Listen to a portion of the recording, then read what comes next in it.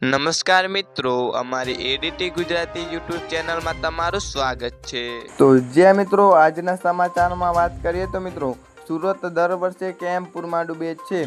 ઘણા લોકોએ પાણીમાં રાત વિતાવી છે। મિત્રો સણિયા હેમાદમાં 7 ફૂટ પાણી ચડ્યું છે। મિત્રો પૂર્વ સરપંચે કહ્યું નેતાઓ સેફ સ્થળે રહે છે, કોઈને કંઈ પડી જ નથી। તો જી હા મિત્રો, મળતી માહિતી અનુસાર આપણે જણાવી કે મિત્રો સુરત શહેરમાં 23 જૂનની સવારે 6 વાગ્યાથી લઈ 24 જૂનના બપોરના 12 વાગ્યા સુધીમાં એટલે કે 30 કલાકમાં 17 ઇંચ વરસાદ ખાબક્યો છે।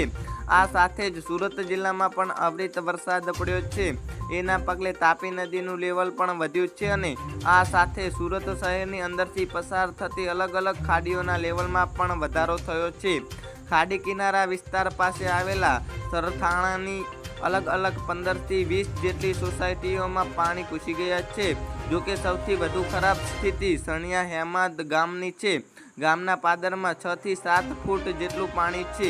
તો જે મિત્રો લોકોને રેસ્ક્યુ કરવા માટે ટ્રેક્ટરની જરૂર પડી છે અને લોકો ઊભા રાત વિતાવવા માટે મજબૂર છે। સોસાયટીઓ પાણીમાં ગરકાવ થઈ ગઈ હોવાથી અનાજ પલળી ગયું છે અને પીવાના પાણી માટે વલખા મારવા પડી રહ્યા છે।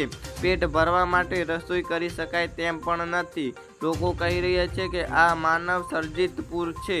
તો જ્યાં મિત્રો આ સાથે જ આ ખાડી આગળ જતા ગોડાદરા ખાતે પણ લેવલ વધી જવાને કારણે સરથાણા, પર્વત પાટિયા, પૂણા, ગોડાદરા સહિત વિસ્તારોમાં આ ખાડીના પાણી રોડ અને સોસાયટીઓમાં ઘૂસી ગયા છે।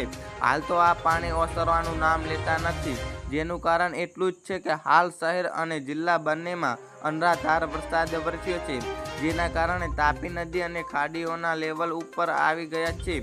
સીમાડા ખાડી થઈ ગઈ છે, જેના પગલે જ્યાં પણ પાણી ભર્યા છે ત્યાં ઓસરતા નથી। તો મિત્રો હાલ તો વરસાદે વિરામ લીધો છે, પણ જ્યાં સુધી ખાડીઓનું લેવલ અને તાપી નદીનું લેવલ ઓછું નહીં થાય ત્યાં સુધી આ પાણી ઓછું થવાની શક્યતા ખૂબ જ ઓછી છે। જો આગામી કલાકોમાં વધુ વરસાદ પડશે તો એ પાણી સુરતની અંદર જ રહેશે અને જ્યાં પાણી ભરાયેલું છે ત્યાં જ રહેવાની શક્યતા છે। મિત્રો તો જ્યાં મિત્રો મળતી માહિતી અનુસાર જણાવતા મિત્રો ધારાસભ્ય કુમાર કાનાણીએ જણાવ્યું ઉપરવાસના વરસાદને કારણે ખાડીપુર આવ્યું છે। આસપાસના વિસ્તારોમાં પાણી ભરાયા છે। દરેક સોસાયટીઓમાં લોકોને મળ્યો છું। દર વર્ષે ખાડીના પૂરની સ્થિતિ ઊભી થાય છે। મિત્રો જી હા મિત્રો, આજના માટે આટલું જ। મિત્રો અમારી ચેનલમાં નવા હોય તો અમારી ચેનલને લાઇક, શેર અને સબસ્ક્રાઈબ કરી લેજો। ધન્યવાદ।